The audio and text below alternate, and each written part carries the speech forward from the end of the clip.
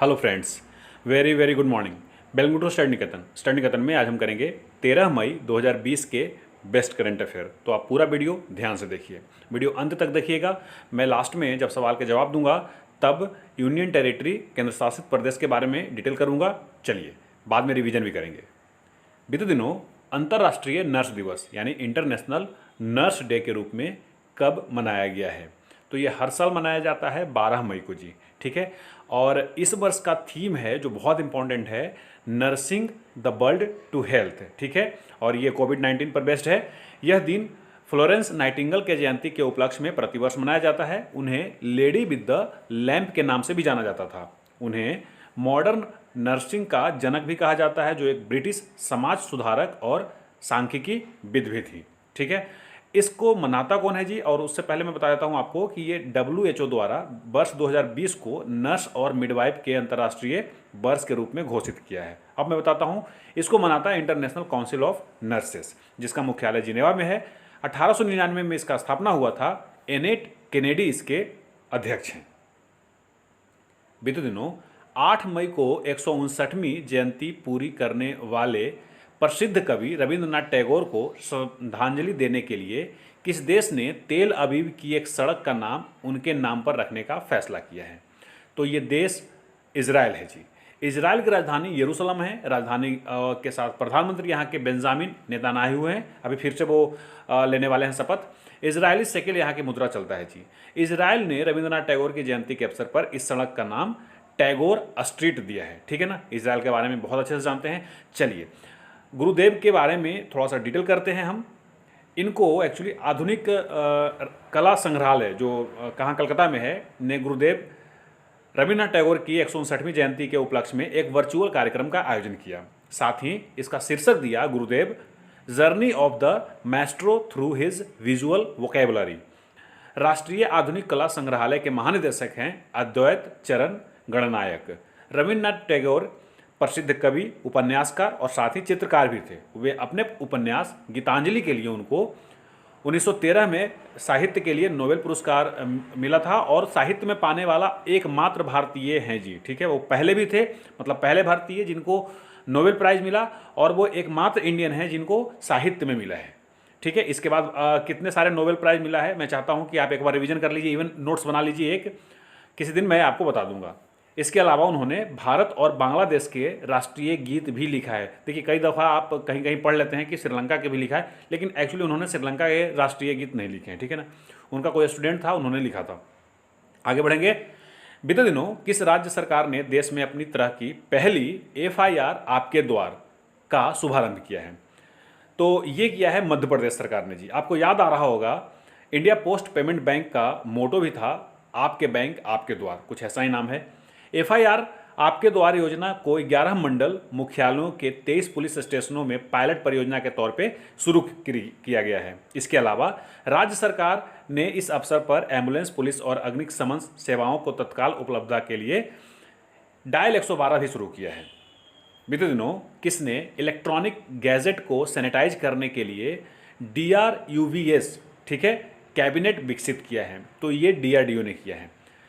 Actually DRDO का एक lab है हैदराबाद में, RCI, ठीक है।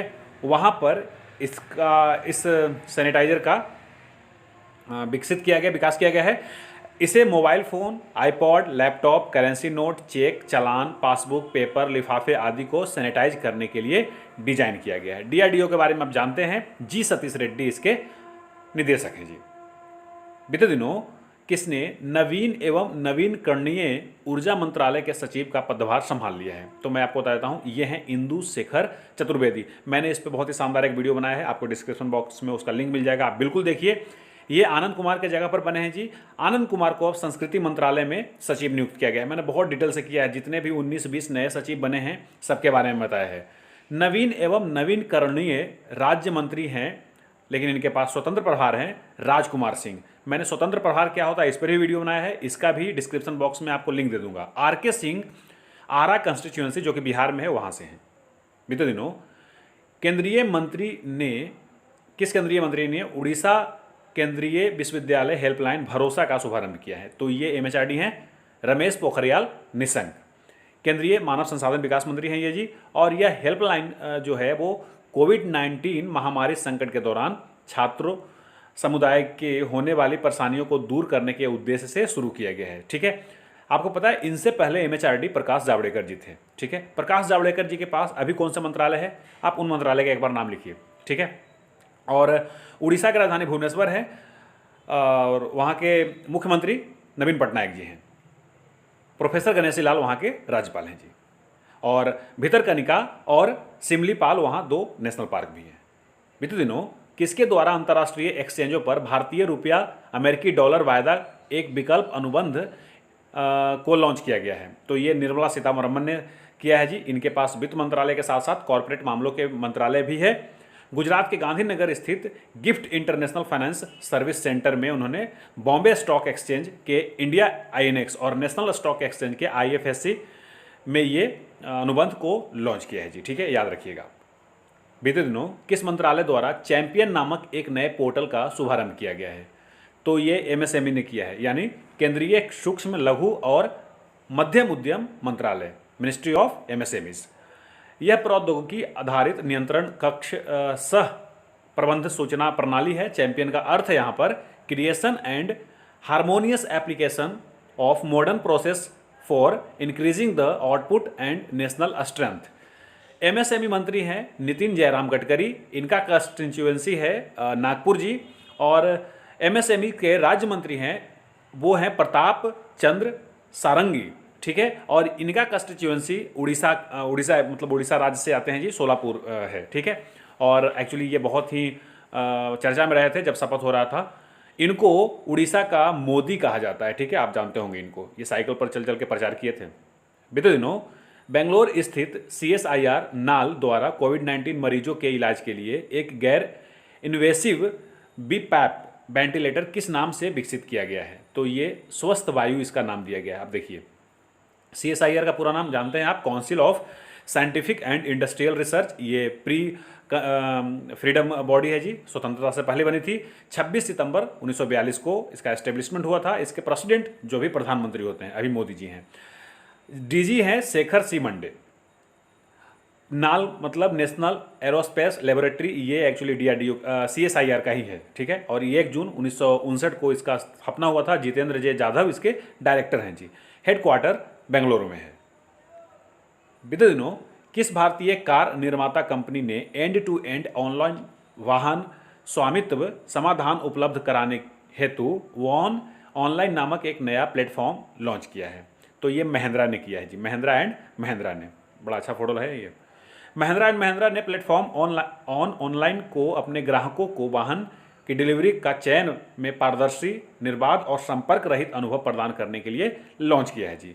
महिंद्रा एंड महिंद्रा के एमडी और सीईओ पवन गोयनका हैं, मैनेजिंग डायरेक्टर और चीफ एग्जीक्यूटिव ऑफिसर। बीते दिनों किसने आरोग्य संजीवनी स्वास्थ्य बीमा पॉलिसी नामक एक सामान्य स्वास्थ्य बीमा पॉलिसी शुरू की है? तो ये एसबीआई जनरल इंश्योरेंस ने किया है जी। ठीक है, यह पॉलिसी बीमा विनियामक और विकास प्राधिकरण, जिसको एडाई के नाम से आप जानते हैं अच्छे से, के मानक कवरेज और किफ़ायती प्रीमियम के साथ तैयार किया गया है। भारतीय स्टेट बैंक के अध्यक्ष रजनीश कुमार है, मुंबई में मुख्यालय है। 1 जुलाई 1955 को स्थापना हुआ था। बीते दिनों किस हवाई अड्डे ने भारत और मध्य एशिया का सर्वश्रेष्ठ क्षेत्रीय हवाई अड्डे का खिताब जीता है? तो ये बेंगलुरु हवाई अड्डे ने जीता है जी। ठीक है ना, और बेंगलुरु हवाई अड्डे के जो उसका नाम है कैंप गोड़ा अंतर्राष्ट्रीय हवाई अड्डा, और इसने भारत और मध्य एशिया के सर्वश्रेष्ठ क्षेत्रीय हवाई अड्डे होने के इस साल स्काई ट्रैक्स पुरस्कार जीता है। ध्यान रहे ये पिछले 4 में से 3 बार जीता है। ठीक है ना, तो आपको याद होना चाहिए। क्या आपको नई दिल्ली हवाई अड्डे का नाम याद है? Indira Gandhi international airport. ठीक है, भोपाल का राजा भोज। अब जवाब लेते हैं सवाल 384 के। बीते दिनों किस केंद्र शासित प्रदेश ने कोविड-19 से संबंधित जानकारी उपलब्ध कराने के लिए CSD कोविड नामक एक नया मोबाइल एप्लीकेशन लॉन्च किया है? तो आपने बहुत ही शानदार आंसर किया है जी, ये चंडीगढ़ ने किया है। अब जैसा कि मैंने आपको कहा था, फटाफट सबके राजधानी बताता हूँ। अंडमान निकोबार की राजधानी पोर्ट ब्लेयर है और वहाँ के उपराज्यपाल हैं DK जोशी। चंडीगढ़ है और BP सिंह बदनौर वहाँ के उपराज्यपाल हैं। दादर और नगर हवेली और दमन द्वीप के हैं प्रफुल्ल पटेल और उसकी राजधानी दमन है जी। पहले दादर और नगर हवेली अलग होता था, तब उसका राजधानी सिलवासा हुआ करता था। दिल्ली की राजधानी दिल्ली, नई दिल्ली, और अरविंद केजरीवाल वहाँ के मुख्यमंत्री, अनिल बैजल वहाँ के उपराज्यपाल। लद्दाख की राजधानी आपको पता है लेह है, और राधा कृष्ण माथुर वहाँ के उपराज्यपाल हैं। लक्षद्वीप के फारूक खान हैं, कवारती वहाँ की राजधानी है। गिरीश चंद्र मुर्मू जम्मू कश्मीर के उपराज्यपाल हैं जी, राजधानी श्रीनगर ही है। अब कौन सा बच गया? पुडुचेरी। पुडुचेरी के वी नारायण स्वामी वहाँ के मुख्यमंत्री हैं, पुडुचेरी राजधानी है, और किरण बेदी वहाँ के उपराज्यपाल हैं। तो मैंने पूरे के पूरे 8 के नाम बताए, उसके राजधानी और साथ में उसके उपराज्यपाल, और जहाँ के मुख्यमंत्री हैं वहाँ के मुख्यमंत्री के नाम बताया। अब आज का सवाल लीजिए, सवाल 385। बीते दिनों भारत सरकार ने कोरोना वायरस महामारी के बीच पूर्वी हिंद महासागर क्षेत्र के 5 द्वीप देशों की सहायता प्रदान करने के लिए कौन सा मिशन शुरू किया है? तो आप इन मिशन का नाम बताइए, और साथ ही यहाँ पर जितने भी मिशन हैं उस सारे मिशन के बारे में आप मुझे बताइए। चलिए अब रिवीजन कर लेते हैं जी। सबसे पहले नेशनल टेक्नोलॉजी डे 11 मई को मनाया गया। Focusing on rebooting the economy through science and technology इसका थीम था। संयुक्त राष्ट्र और उसकी साझेदारी एजेंसियों ने कोरोना के लिए वैश्विक अपील के अंतर्गत $6.7 बिलियन शुरू किया है। पहले ये $2 बिलियन था। इसको नाम दिया गया है वैश्विक मानवीय प्रतिक्रिया योजना। मदर्स डे मनाया गया जी 10 मई को, और मदर्स डे मई महीने के दूसरे रविवार को हर साल मनाया जाता है। पूर्वी हिंद महासागर क्षेत्र के 5 द्वीपों के लिए सहायता मिशन सागर शुरू किया है, और सागर का पूरा नाम है security and growth for all in the region. स्वदेशी रूप से एंटीबायोटिक किट तैयार किया है ICMR के साथ मिलकर के। किसने? NIV नीव ने, जो कि पुणे वेस्ट एक लैब है जी। सुंदरबन में बाघों की संख्या 19-20 की तुलना में बढ़कर के 96 हो गया है। ठीक है, पहले 88 था, उससे पहले 87 था, मैंने बताया था। यह एक वर्ल्ड हेरिटेज साइट है, साथ ही रामसर स्थल भी है जी। भारत से फार्मास्यूटिकल निर्यात 5.57% बढ़ करके अब 20.58 बिलियन का हो गया है। लॉस्ट ऑफ हॉस्ट रिपोर्ट के अनुसार 2019 में लगभग 33 मिलियन लोगों का आंतरिक रूप से इंटरनल माइग्रेशन हुआ है। ये संयुक्त राष्ट्र बाल कोष यानी यूनिसेफ का रिपोर्ट है जी। 15 लाख करोड़ रुपए खर्च होंगे 2 वर्षों में, किसके द्वारा? सड़क एवं परिवहन राजमार्ग मंत्रालय द्वारा। उसके मंत्री कौन है? नितिन गडकरी।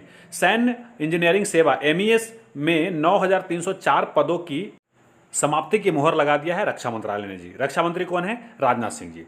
इनसे पहले कौन थे? नाम बताइए।